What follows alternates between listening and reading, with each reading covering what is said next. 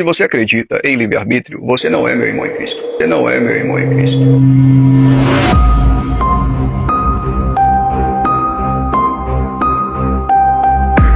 O termo livre-arbítrio, no latim liberum arbitrium, surgiu na filosofia grega e foi mais popularizado na teologia cristã. No entanto, esse termo não é bíblico e não existe nenhuma doutrina bíblica com esse título livre-arbítrio ou que valide esta posição filosófica chamada livre-arbítrio. Antes do cristianismo, filósofos gregos já discutiam a relação que há entre liberdade e moralidade, como, por exemplo, Aristóteles, no século IV, falava sobre a capacidade racional do homem de escolher voluntariamente, no grego proaiseres, entre alternativas morais. Essa ideia grega influenciou o pensamento posterior sobre uma vontade livre, embora sem noção de pecado original ou de graça. Mais tarde, esse conceito foi ampliado na teologia cristã, em especial no período da patrística, em especial por Agostinho de Hipona, que escreveu a obra Gratia et Libero Arbitrio, Graça e o Livre-Arbítrio, no ano 388 e 395 d.C. Agostinho usou o termo inicialmente para defender a responsabilidade humana, afirmando que Deus é justo ao julgar o homem, pois o homem escolhe pecar livremente. Ou seja, o conceito é que o homem escolhe o pecado de forma livre, ressaltando então a responsabilidade humana.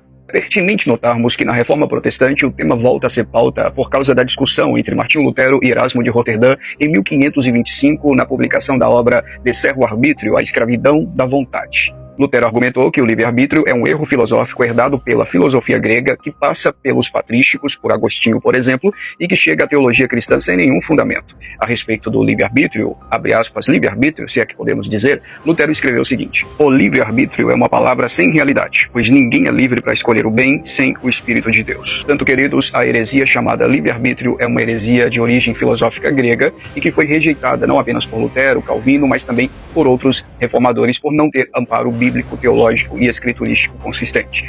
Portanto, eu trago pelo menos 3 motivos básicos pelos quais o livre-arbítrio é uma falácia. E se você considera sua salvação ao livre-arbítrio, você não é um cristão verdadeiro. Em primeiro lugar, não existe livre-arbítrio porque o homem está morto em seus delitos e pecados. Essa é a doutrina da depravação total. Em Efésios capítulo 2, versículo 5 diz que "E vos vivificou quando estáveis mortos em vossos delitos e pecados. Ai, rimas pontas necrous, tois paraptomassin, caitais ramartieis."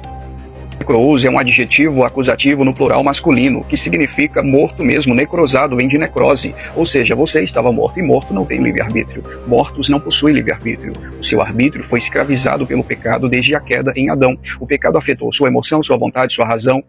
Agora você precisa ser libertado. O seu arbítrio está escravizado pelo pecado e você precisa ser libertado pelo Senhor. Portanto, não foi você que escolheu a Deus. Foi Deus que escolheu a você. Não é por meio de livre-arbítrio, mas por meio da predestinação. Mas em segundo lugar, não existe livre-arbítrio porque a salvação é obra exclusiva da graça de Deus. No próprio Efésios capítulo 2, o verso 8, Paulo diz que é pela graça que nós somos salvos, não vem de obras, para que nenhuma carne se glorie. Você não contribuiu em nada, você foi salvo por livre graça soberana do Senhor. Mas em terceiro e último lugar, não existe livre-arbítrio porque a vontade humana está submissa à soberania e ao decreto de Deus. Efésios capítulo 1, versículo 11, Paulo diz que Deus faz tudo de acordo com sua soberana vontade e o seu decreto. Ou seja, Deus é soberano e nós somos apenas pecadores. Se você gostou desse vídeo, não se esqueça de comentar, de compartilhar com o máximo de pessoas que você puder. E se você quiser aprender sobre teologia, diga "eu quero" e venha fazer parte da nossa turma. Deus abençoe você.